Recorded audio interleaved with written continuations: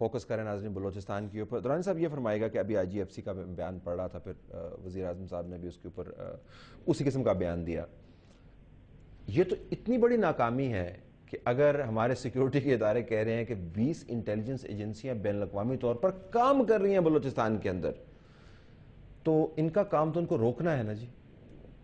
کیا ہو رہا ہے بلوچستان میں واقعتاً کس قسم کا کام کر رہے ہیں؟ نہیں, ہم کسی کو روکنے والے نہیں ہیں. پاکستان میں آپ اقوام متحدہ کے نیٹو کے معاملات کو افغانستان میں لڑائی کے لیے کم از کم 50 ممالک کے ساتھ ہے.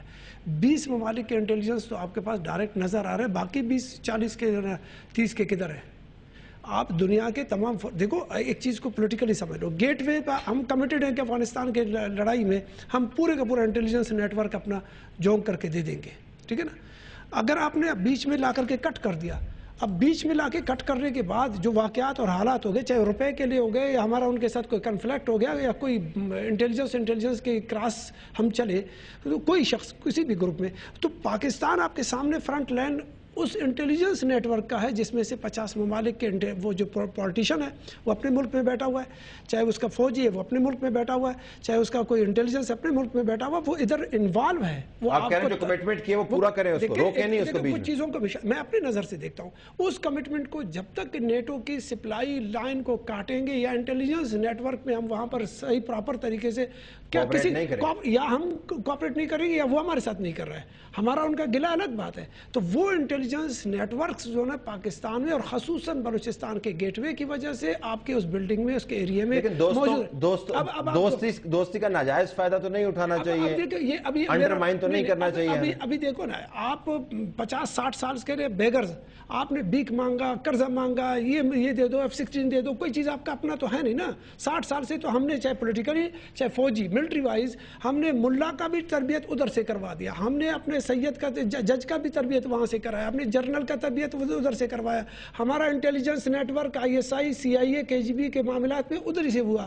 ہمارا کراس یہودی کے پیسے ہیں جن کے جہاز ہیں, یہودی اسرائیل کو تسلیم نہیں کرنا, لیکن اسرائیل کے پیسوں یہودیوں کے پیسے سے تیل کا کاروبار اس کا ہے, ملٹی نیشنل اس کے, فوج کی اسلحہ اسی کا ہے, IMF کا پیسہ اسی کا ہے. تو بھگتے رہے پھر بیٹھ کے. میری جان بات یہ ہے کہ آپ نے اپنے آپ کو پہلے تو اپنے ٹیبل کو تو لاؤ نا, اس کے بعد گالی بھی دینا اور غرانا بھی ہے. کیسے ہو سکتا ہے؟ انٹیلیجنس کو آپ نے جگہ دیا, 62 سال سے دے دیا, اب وہ انٹیلیجنس نیٹ ورک پھیل چکا ہے, اب گروہ بن چکے ہیں.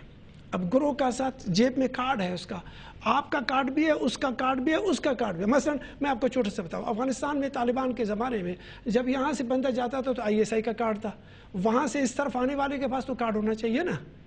جب وہاں KGB تھا تو ایک بندہ وہاں پر تو حکومت کر رہا تھا نا. KGB کے زمانے میں جب یہاں پر CIA کا کارڈ اور راک اور ISI کا کارڈ تھا, اب اس طرف سے کارڈ کیا ہونا چاہیے؟ کارڈ کھیلا جا رہا ہے نا, کارڈ کا ایریا ہے اور کارڈ کے انٹیلیجنس ہے. اس کے پیرالل میں اب یہ ہے نا, اگر شام کے بعد ایران کا یا پاکستان کی باری آ جاتی ہے تو وہ کارڈز کام کا. مجھے طارق عظیم صاحب بلان دے. ابھی طارق صاحب دو باتیں یہاں پر ہوئی اور اہم باتیں ہیں وہ دونوں.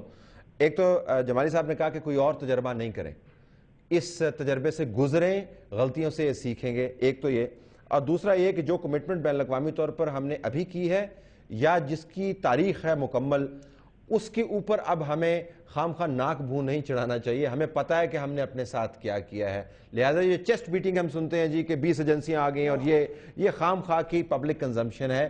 سب کو اندر سے پتہ ہے انہوں نے کیا کیا غلطیاں کی ہیں. یور ٹیک آن دس. جی طالب صاحب, بات دیکھیں, جمالی صاحب چیف منسٹر رہے ہیں وہاں پہ, خود درانی صاحب پیپل پارٹی کا وہاں پہ میں بہت اہم عہدیدار ہیں پیپل پارٹی کے.